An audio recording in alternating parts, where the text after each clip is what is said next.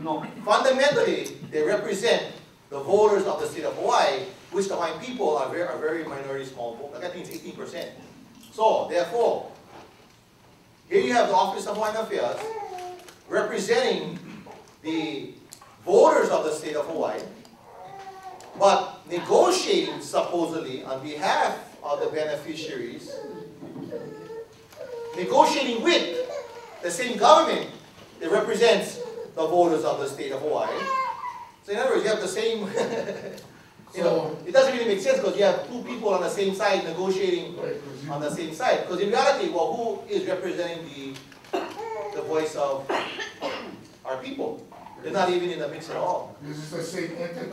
They're the same entity. As the right pocket negotiating with the left pocket. Right. So the thing is actually is to get rid of this period. I mean the whole thing. But I think they represent that OHA is a very exactly. I think that the bottom line is OHA does not. Yeah.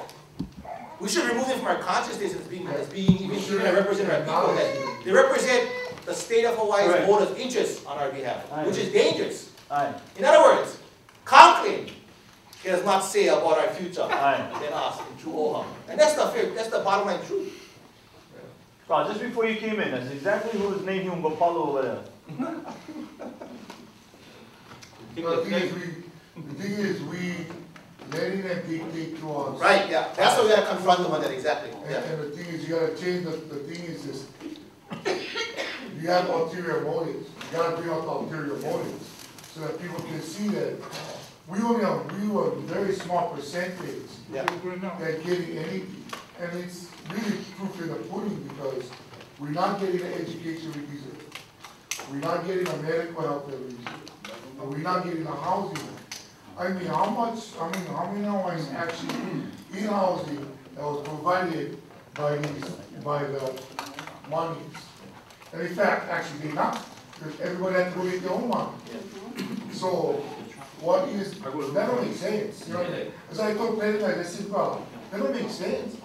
You're doing the same thing because with the dowling houses down in Waeru, that's already $200,000. And that was on one-story house. And now they're putting it as only 2 stories. So it didn't make sense. You know what I mean? It's not.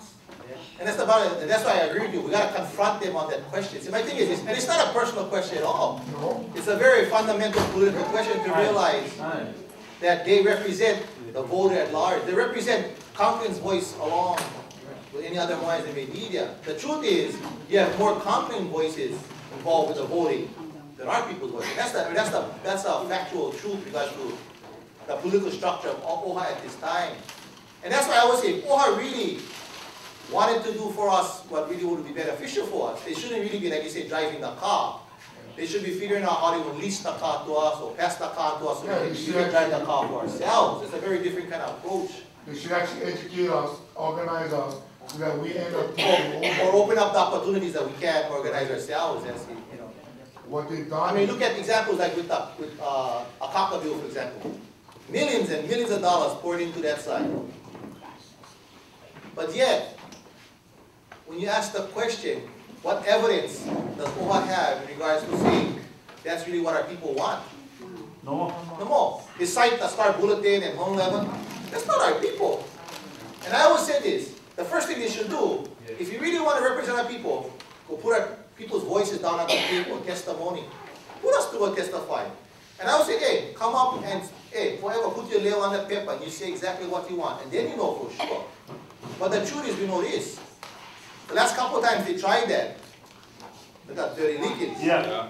1999, they had the federal reconciliation hearings where they brought in the Department of Interior and the Department of Justice guys. They did that 6-day tour across the islands. And I mean, overwhelmingly, the people that came out, I mean, they were clear. They knew what to say. I mean, they basically told the feds, you know, we don't want this federal recognition to be under you guys. It was real clear. Then, the following year, of course, 2000, when they had the one and only hearings on the supposed Akaka bill, the brought forth, I think it was at the Alamoana Hotel, only one day. Originally, they planned to go through all the islands, but they knew that the forces were waiting all outside, so they said, oh, they're going to have only one day. at Alamano Hotel. And even for that one day, even when they had the dog and pony show, they had all their own guys come out to testify. The vast majority came out and would smash them at that meeting too. And so they know. Again, this is 9 years since that day. 9 years since 2000. The supposed most important federal legislation. Yet, they don't even ask our people our thoughts. And the truth is because they know our people's thoughts.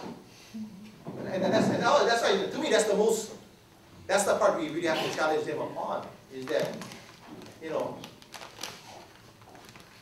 what are they signing? Because I'm sure no one have confidence deciding for us what is good for us. Oh, yeah.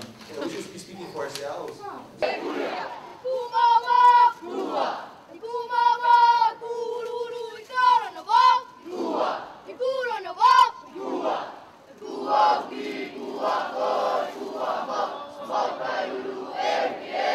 Kumama!